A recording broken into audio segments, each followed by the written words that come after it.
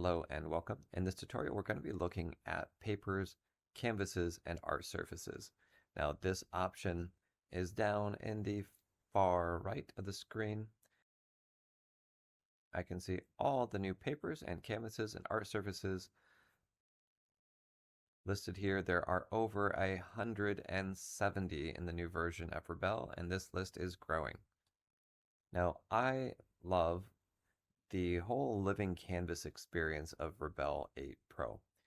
We have brand new bristle brushes that create ultra realistic brush strokes.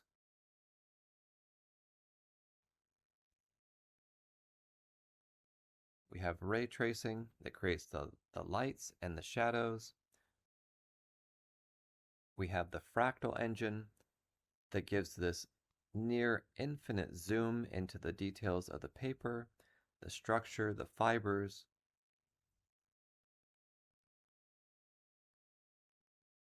You have the flow and diffusion of watercolor and the physics engine that makes the canvas respond back and the paint respond back to your brush. We have pigments.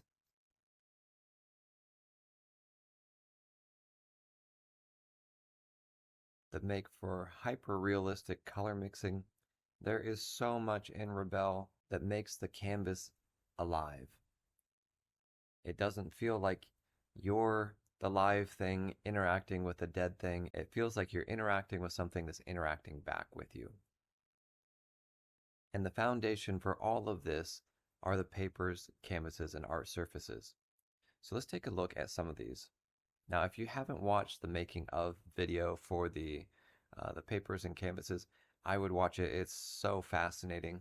All the detail, all the effort, all the work they go into handcrafting some of these papers and surfaces, and the scanning, and all the extra work that goes into, all the care and love that goes into creating these was really astounding to me. So let's look at our select canvas panel. We're going to go ahead and hide everything else. We're going to unpin it and bring it up over the top of our layers panel. Now let's start by checking out some of the different papers and how they interact. We're going to go to cold pressed. I'm going to open up some of the more dynamic papers and canvases so we can see the difference in what's happening. So what you'll notice is diffusion, paint, the impasto of the paint, all these things go onto the canvas differently from canvas to canvas. So here you can see the diffusion of the watercolor as we paint. With the paintbrush, you'll notice that it hits the ridges of this paper. You'll see as I paint, you can see the paint hits the ridges of the fibers.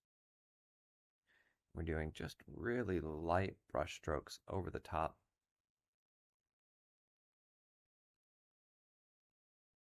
Now if we switch, you'll notice how differently paintbrush paints over the surface. And one of the things that I really appreciate is this is not just the painting process that's affected. All right, let's switch our brush. Let's go to a pastel. Here we're on HM11 Recycle. And you can see that we're hitting the bumps of the paper. These parts are darker. We hit the tops with light pressure. With hard pressure, we completely fill in. And with erasing, notice as we erase exactly where we would erase on a real canvas. Those high points first.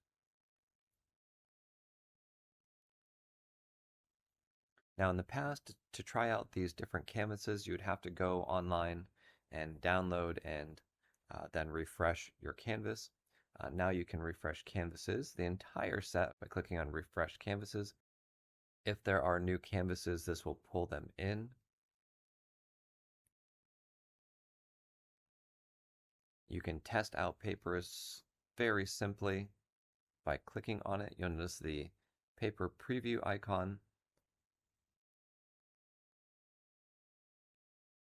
There's limitations on what you can do on saving, importing, exporting. You cannot copy or paste. You can't do layer manipulation. You can't use the selection mask or undo or redo. When you're done previewing it, click exit or purchase. On exit, it'll erase what you've done. On purchase, it'll bring you to the website, and all of these have been priced very reasonably per paper. They're currently $3.99 USD, which is very easy and affordable. And unlike traditional media, you can use these over and over and over again. All these papers and canvases, you have the option of adjusting a number of settings. Here you can increase the texture scale up to 400. You'll see that the scale has increased dramatically. Your canvas is still the same size. You can choose to use deckled edges or not use deckled edges. As you paint, your paint goes out to the edge, whether the edge is showing or not. If you want, you can reset all those settings back to their default. When you click up here in Canvas Color, notice that default is selected. You can choose from a number of different colors for your canvas. You can add a canvas color and go right back to the default easily. You can show purchased, not purchased, or user made and filter those. Create your own groups, import your own canvases, and choose whether the icon includes the image or the name or both. I love exploring the canvases and different surfaces in Rebelle and seeing how they affect my painting. It's a lot of fun, and there's so many interesting types for you to explore and play around with. I would love to hear what you guys think about the canvases and the art papers and surfaces inside of Rebelle 8. Go ahead and put those in the comment section. Thank you for watching, and until next time, stay creative and have a wonderful day.